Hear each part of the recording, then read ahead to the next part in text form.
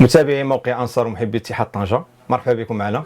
اليوم معنا ضيف عزيز عليكم خصوصا في ديال النتائج الاخيره ديال فريق اتحاد طنجة. معنا مدرب امين بن هاشم. مرحبا بشير ومرحبا متابعي موقع اي ار تي كلوب والجمهور الطنجي. انتهى الثلث الاول من البطوله، فريق اتحاد طنجة حصد نتائج مذهله، 8 انتصارات، تعادلين، فارق 8 نقاط على المطارد المباشر. واحد القراءة أولية على المستوى ديال فريق اتحاد طنجة ومستوى البطولات القسم الثاني عموما. أولا وقبل ما نبدأ العمل فوضعت تشريح للحالة ديال فريق اتحاد طنجة في السنوات الأخيرة، واتضح بالملموس المشاكل اللي تعاني منها الفريق، خصوصا الديبار، البداية تكون دائما فيها مشاكل. هذا اللي حاولت نتجنبه، واشتغلنا كثير على الجانب الدفاعي، لأنه اتحاد طنجة دائما ما تعاني في الدفاع، باش يمكننا نحققوا نتائج ايجابيه في 4 دورات اللي يمكن تعطينا ثقه وتخلينا نخدموا.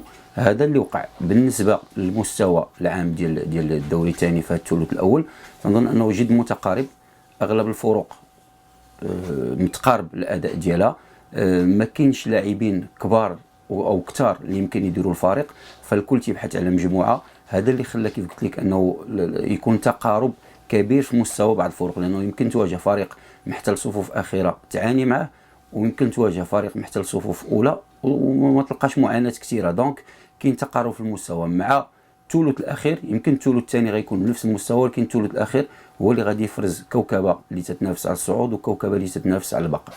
بعد الالتحاق ديال فريق اتحاد طنجة، اكيد ان الظروف كانت صعيبه، ولكن مع مرور الايام وبعوده رئيس الفريق عبد الحميد ابرشان تحسنت الظروف.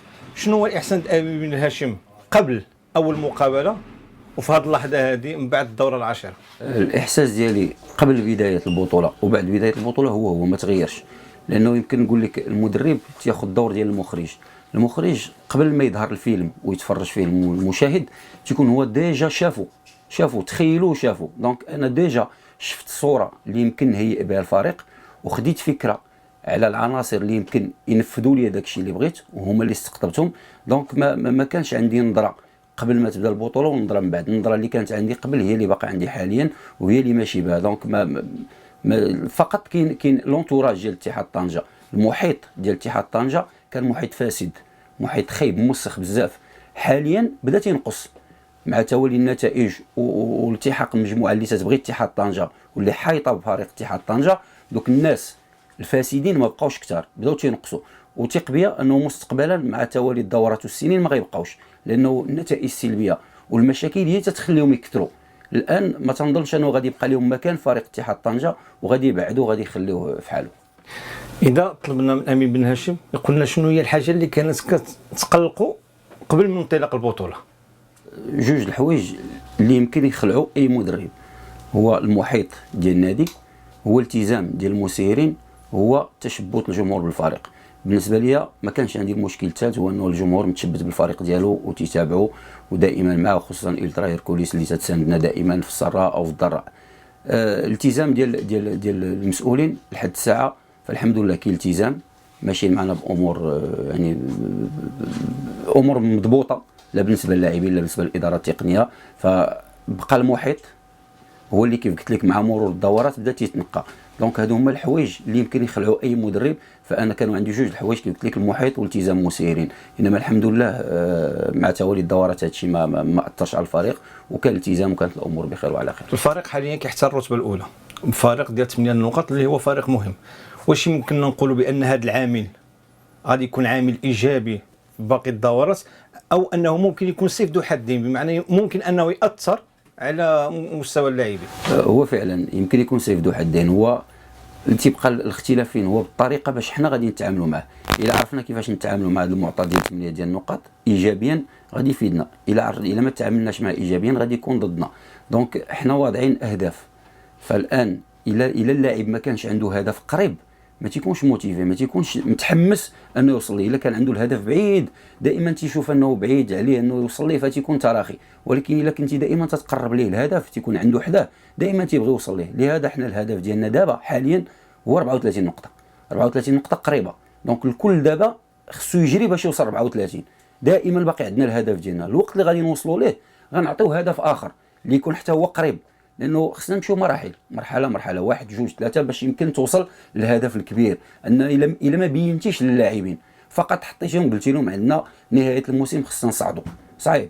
نقول لك 8 شهور ديال الكره باقي بعيد، غيكون ملل، غيكون تراخي، ولكن ما حدك انت تتوضع عليه مراحل. عندك مرحله فيها شهرين خصك توصل لهذا الهدف، عندك شهر خصك توصل لهذا الهدف، عندك 3 شهور خصك توصل لهذا. دونك دائما تيكون موتيفي ومتحمس انه يوصل لواحد الهدف، هذا اللي ما تيخليهش يترخى وما يخليهش انه ينزل يديه. لاحظنا تذبذب مستوى بعض اللاعبين، وهذا التذبذب كيتلاحظ خصوصا في المقابلات اللي كتجرى بالميدان ديال اتحاد طنجة، سواء بمرشان او بمركب الكبير. علاش كيرجع هذا الشيء هذا، وعلاش هذا التذبذب المستوى هاد اللاعبين وبعض اللاعبين بالخصوص اللي الجمهور كيشوفهم النجوم ديال الفريق؟ اول حاجه ما كاينش نجوم، كاين فريق، كاينه مجموعه. هاد اللاعبين كلهم تنستعملوهم لنجاح المجموعه.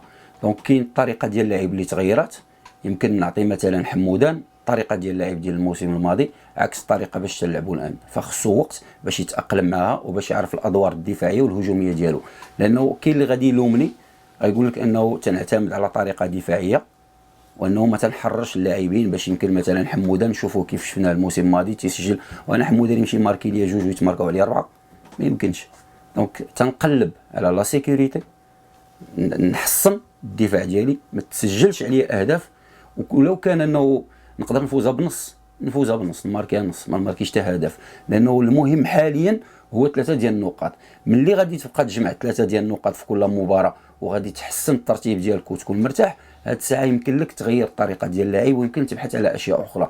لانه الان كلهم اللاعبين حتى حمودان او ايرفي او اللاعبين اخرين ملي تنكون تنجلس انا وياهم، فهم عارفين الان انهم خدامين في مجموعه، ما خدامش بوحده، ما تيدخلش يدير النمره ديالو ويمشي، تيدخل تيساعد اللاعبين اللي معاه، وكلهم خدمه للفريق باش نجيبوا 3 ديال النقاط في اي مباراه. خلال الدورات الاخيره تلاحظ بان الفريق اكثر نجاعه في الشوط الثاني، وتبين هذا من خلال انه الاهداف ديال الانتصار حققها الفريق في الشوط الثاني. باش كتفسر لنا هذا الشيء هذا؟ اولا هذا راجع للاستعدادات اللي قمنا بها مكثفه جدا، خصوصا المعسكر ديال مدينه الدار البيضاء اللي خلينا اللاعبين انهم يكونوا جاهزين باش يلعبوا 90 دقيقه واكثر. لانه تتعرف الكره المغربيه دائما في المباريات الاخيره في التوقيت الاخير من المباريات تيتسجلوا اهداف، فاحنا قررنا انه هاد ربع ساعه الاخيره ما يتسجلش عندنا، حنا اللي نسجلوا. دونك خصنا بدنيا نكونوا في المستوى هذا اللي خلانا قمنا بتربص اعدادي وجهزنا اللاعبين من هذا المعطى هذا. كاين كذلك حتى التركيز، فلما تكون بدنيا في المستوى ما تفقدش التركيز ديالك، ولكن ملي تعيا التركيز تفقده. دونك تيبان انه اللاعبين واجدين بدنيا. زيد عليه حتى الطريقه ديال اللعب ديالنا، انه تنطلب من اللاعبين ما نتسرعوش. ففي بعض المباريات تسرعنا، مثلا نعطيك مباراه ديال شباب مسيره، المباراه ديال شباب مسيره كان تسرع وطمعنا وبغينا نسجلوا من الاول، خرجنا وخلينا الفريق فين قام مرتدات وخلق لنا متاعب كبيره وسجل عندنا 2 ديال الاصابات. دونك هنا مور هذه المباراه فعرفنا انه غلطنا، انه خصنا نمشيو في الطريقه اللي كنا ماشيين بها وبالاداء اللي كنا ماشيين فيه، لانه هو اللي يمكن يجيب لنا نتائج ايجابيه. ولحد الساعه الحمد لله تنامنوا الدفاع، تنبحثوا انه بشويه عندنا نوصلوا للمرمى، ما نتسرعوش، وعارفين انه بدنيا اللاعبين في المستوى يمكنهم انهم يسجلوا في الدقائق الاخيره، ويمكن في اسوء حالاتنا في المباراه ديال وداد تماره قدرنا نسجلوا في الدقيقه 95. دونك هذا تيبين انه اللاعبين تبارك الله بدنيا في المستوى. المشوار باقي طويل، باقي 20 دوره، واكيد ان الفتره ديال الانتقالات الشتويه قربت. واش يمكن نقولوا بان فريق اتحاد طنجة ممكن انه يدخل هذه الفتره ديال الانتقالات الشتويه بقوه ويجلب لاعبين جدد؟ ما تنظنش بقوه، بعقل اكثر، لانه الا دخلنا بالعقل يمكن ننجحوا في انتدابات، عكس الا دخلنا بالقوه فما غادي تكونش انتدابات كثيره. يمكن لي نقول لك انه 2 ديال المراكز اللي يمكن نعزوا الى ابعد تقدير 3، فما غاديش نجيبوا له عدد كبير من اللاعبين، بالعكس غادي يكون خصوصا في الدور الثاني او في الثلث الاخير من البطوله غادي يكون الاهتمام اكثر بفئه ديال الشبان اللي يمكن غادي نشاركوا معهم حتى في حصص تدريبيه وندخلوا نهيئوا معهم. لانه ما بغيتش نسبق الاحداث، ولكن كاين مشروع على المدى القريب هو الاهداف اللي مسطرين هذا الموسم، وكاين مشروع على المدى المتوسط اللي غنبداو فيه الموسم المقبل. دونك خصنا نهيئوا ليه من الان، فغادي يكون اعتناء بهذه الفئه اكثر ما غادي يكون انتدابات ديال اللاعبين من الخارج. امين بن هاشم عبر في بعض الخرجات الاعلاميه ديالو، وعبر عن الانزعاج ديالو من بعض الكتابات الصحفيه وبعض ما يقال على مستوى فريق اتحاد طنجه. شنو السبب اللي كيجعل امين بن هاشم انه ينزعج من بعض هذه الكتابات هذه؟ انتقادات كاينين جوج، انتقاد ايجابي اللي يمكن يساعدك، وانتقاد سلبي اللي تيهدم. فشفت انه اغلب الانتقادات اللي تعرضنا لها كانت انتقادات للشخص ديالي ماشي للعمل ديالي، لاغراض راهما عارفينها، لانه يمكن راه سديت كاع البيبان، راه ما بقى لهم منين يدخلوا. دونك بداو تيتجهوا للشخص ديالي، خلاو العمل ومشاو للشخص ديالي.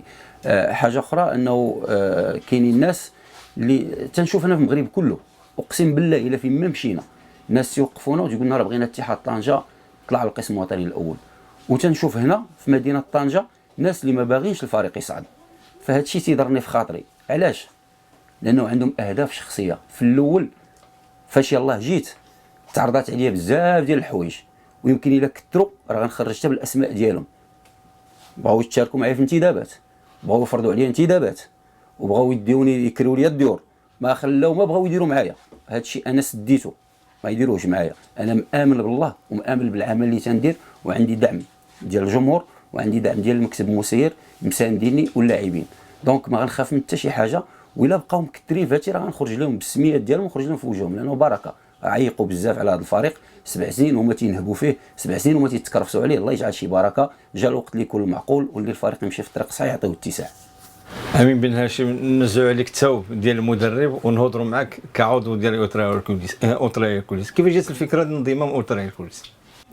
اولا نهار جيت في سنه 2000 وموسم 2009 2010 لطنجه، هنا تعلقت بهذا الفريق وبهذه المدينه، وبقيت دائما على مدار هاد 5 سنوات تنجي لمدينه طنجه، وصبح عندي اصدقاء، ومن الاصدقاء كاين اعضاء في الترا هيركوليس، ودائما كنت دائما تنتبع هذا الفريق ودائما معه. دونك هنا وليت تنحس براسي اني وليت طنجاوي، انتميت لهذا الفريق. واسمح لي غادي نعرج لجهه اخرى، هذا اللي خلاني تنزل حتى الفئات الصغرى وتنقوم بحصص تدريبيه معهم، وتنعطيهم لاعبي الفريق الاول تيقوموا بحصص، لانه ما كاينش انتماء في هذه المدينه. اللاعبين الصغار ما عارفينش فين تيلعبوا، تيجيو يلعبوا الكره، ولكن فين الله اعلم. يمكن تهزو غدا وتديه لملعب اخر يلعب، ما شغلوش، ولكن خصك تزرع فيه الانتماء لفريق اتحاد طنجه. هذا اللي غيخلينا حتى غنعتنيو بهاد اللاعبين الصغار باش ينتميوا للفريق، ما يبقاش تابع غير الكره، لا يتبع فريق اتحاد طنجه. دونك انا ولا عندي انتماء لهذا الفريق، وقررت انه نخرط مع الالترا باش نبقى دائما مع هذا الفريق، حتى ولو انه مشيت، لانه كاينين دي سيكل. هذا لو سيكل انا مع الفريق، سيكل اخر يمكن يكون مع الفريق، ولكن غنبقى دائما منتمي للالترا هيركوليس والفريق اتحاد طنجه.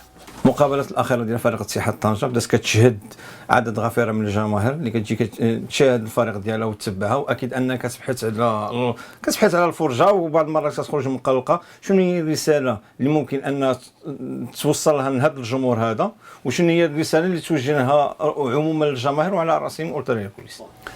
الجمهور جوج ديال الفئات. كاينه فئه اللي هي دائما مع الفريق، عندها انتماء لهذا الفريق وتتشجعه سواء كان في المستوى او ما كانش في المستوى. وراه شفنا المواسم الاخيره لما الفريق كان مهدد بالنزول قسم الهوات، شفنا الجماهير الحقيقيه اللي سانداته وبقات معاه حتى انه ضمن البقاء ديالو. وكاين جماهير اخرى اللي تتبحث على الفرجه وتتبحث على فريق يكون قاد مصوب ويجي ويجلس ويتفرج فيه. لحد الساعه انا عندي هدف خصني نوصل له. دونك انا خدام بالطريقه اللي يمكن توصلني لهذا الهدف، والجمهور اللي معانا وتيساندنا مرحبا به، والجمهور اللي بغى نتائج عريضه والفوز يتسنى شي شويه. ما عندناش هادشي دابا عندنا واحد الهدف خصنا نوصلوا ليه، لانه ملي غادي نوصلوا ليه راه كيف قلت لك راه الحياه مراحل. خصك تحط المرحله الاولى توصل لها تكون قريبه باش ما تعقش، باش دغيا توصل، ومن بعد غادي تدريجيا. دونك هذه هي الطريقه ديال العمل ديالنا. ومن نهار جينا راه الالترا هيركوليس راه معانا من النهار الاول. ملي كان المشروع زيرو ما كان والو، كان حتى شي حاجه، كانوا معنا، كانوا مآمنين بينا، ولحد الساعه راهم معنا ومآمنين بينا. فنبغي حتى الجماهير الاخرى حتى هي تنخرط وتكون معنا وتساندنا حتى نوصلوا للهدف ديالنا، لانه راه عيب هذا الفريق يبقى في القسم الوطني الثاني وفرق اخرى في مدن اخرى اللي صغر من مدينه طنجه تتلعب في القسم الوطني الاول. راه حشومه وعار. فنتمنى انهم كلهم يتجندوا ويساندوا الفريق ديالهم باش ينجح وباش يوصل للهدف ديالو. واحد السؤال لان توصلنا به او كيتشاهد في بعض التعليقات، هو ان بعض الجماهير كطالب ان امين بن هاشم العقد ديالو ما يبقاش مقتصر على عامين، انه يمدوا سنوات اخرى في ديال النتائج المحققه. نكون سعيد الى كان هذا المقترح. بالعكس انا نبغي نقضي اكبر وقت من حياتي هنا في مدينه طنجه ومع فريق اتحاد طنجه، لانه لقيت الترحاب. كل الظروف مواتيه انه الانسان يشتغل، عندك بنيه تحتيه في المستوى، عندك جمهور كبير، عندك امكانيات كبيره، عندك لاعبين، مدينه جميله، ناسها طيبين. دونك بالفرحات عليا انه يكون مشروع، ولكن ما نكونش غير في فريق اتحاد طنجه انه مدرب وقاضي الغرض، لا بالعكس يكون مشروع واضح اللي نخدموا عليه واللي يستافد منه ابناء مدينه طنجه. وهذا مقترح عندي، انه عندي مشروع جاهز.